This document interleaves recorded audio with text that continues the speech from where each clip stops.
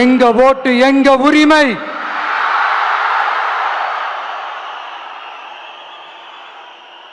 எங்களை யாரும் விலைக்கு வாங்க முடியாது.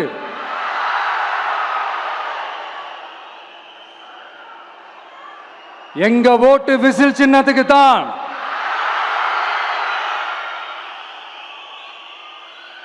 யாரையும் நம்பி ஏமாற மாட்டோம்.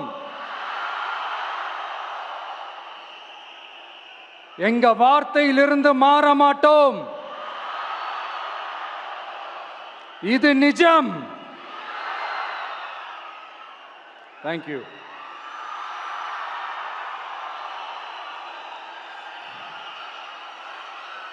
ஒரு குட்டி கதையிலிருந்து ஆரம்பிப்போமா?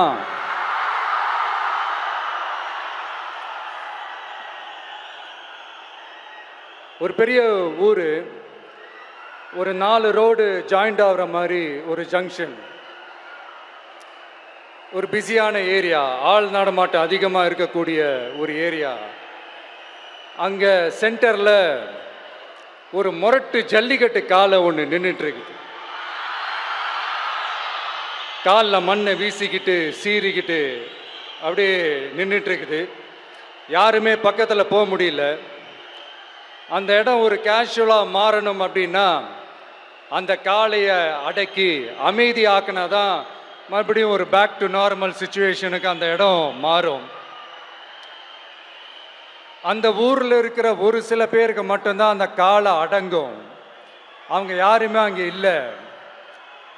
ஆனால் அந்த க்ரௌடில் இருந்த ஒரு சில பேர், ஆல்ரெடி அந்த காளையை அடக்கணவங்களோட இருந்த ஒரு சில பேர், எங்களுக்கு இல்லாத அனுபவமா?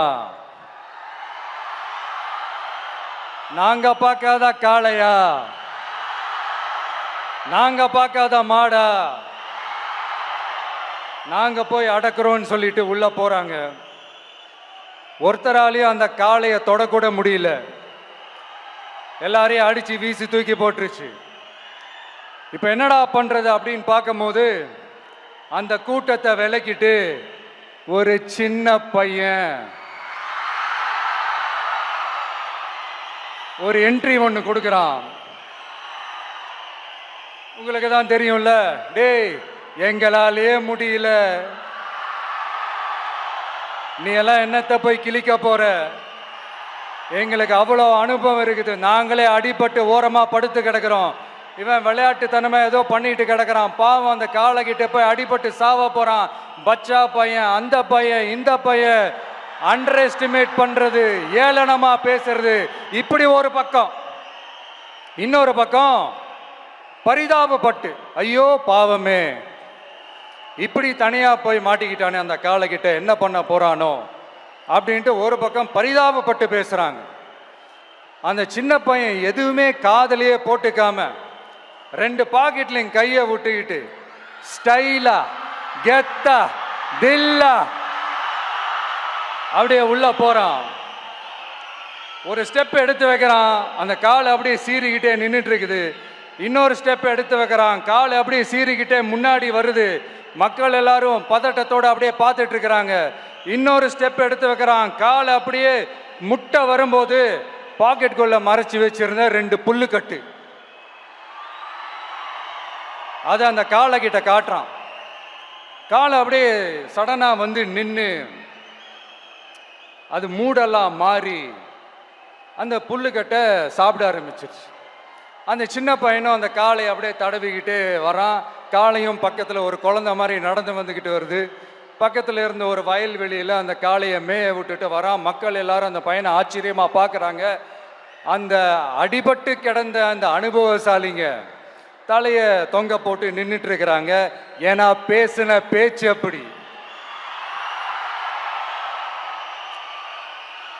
வாய் இருக்குன்றதுக்காக நக்கலுமா நையாண்டியுமா நச நச நச நசன் ஒரே பேச்சு.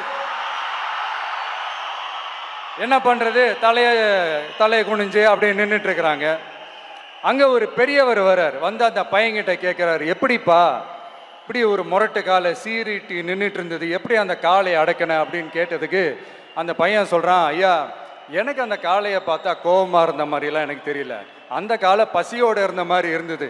அதனால தான் அந்த புல்லுக்கட்டை காமிச்சவனை ஓகே நமக்கு தேவையானது கிடச்சிருச்சு அப்படின்னோடனே அந்த புல்லுக்கட்டை சாப்பிட்டுட்டு நம்மளோட அப்படியே ஜாலியாக வாக்கிங் வந்துருச்சு அப்படின்னு சொன்னான். இதை கேட்ட அந்த பெரியவர் சொன்னாரா, இந்த சின்னவங்க பெரியவங்க அனுபவம் இருக்கிறவங்க அனுபவம் இல்லாதவங்க இதெல்லாம் விஷயமே கிடையாது. யாரா இருந்தாலும் அந்த சூழலுக்கு ஏற்ற மாதிரி அந்த சிச்சுவேஷனுக்கு தகுந்த மாதிரி என்ன பண்ணி அந்த ப்ராப்ளமை சால்வ் பண்றான், ஏது பண்ணி அந்த ப்ராப்ளமை சால்வ் பண்றான், அதுதான் விஷயமே, அதுதான் மேட்ரு. ஸோ நீ சூப்பர்ப்பா, என்ன ப்ராப்ளம் வந்தாலும் நீ சால்வ் பண்ணிடுவ அப்படின்னு முதுகில் தட்டி கொடுத்துட்டு அந்த பெரியவர் போறார். இப்போ அந்த கதையில் அந்த முரட்டு ஜல்லிக்கட்டு காலை தான் நம்ம தமிழ்நாட்டு அரசியல் களம். அந்த பெரியவர் தான் நம்ம தமிழக மக்கள். அந்த பாக்கெட்டுக்குள்ள ஸ்டைலா தில்லா கெத்தா ஒருத்தன் உள்ள வந்தான் பாருங்க, அவன்தான்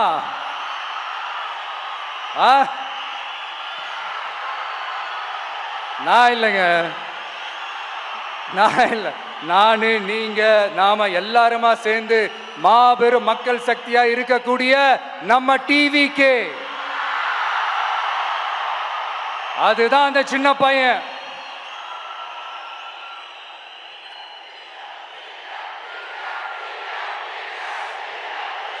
தேங்க்யூ தேங்க்யூ தேங்க்யூ.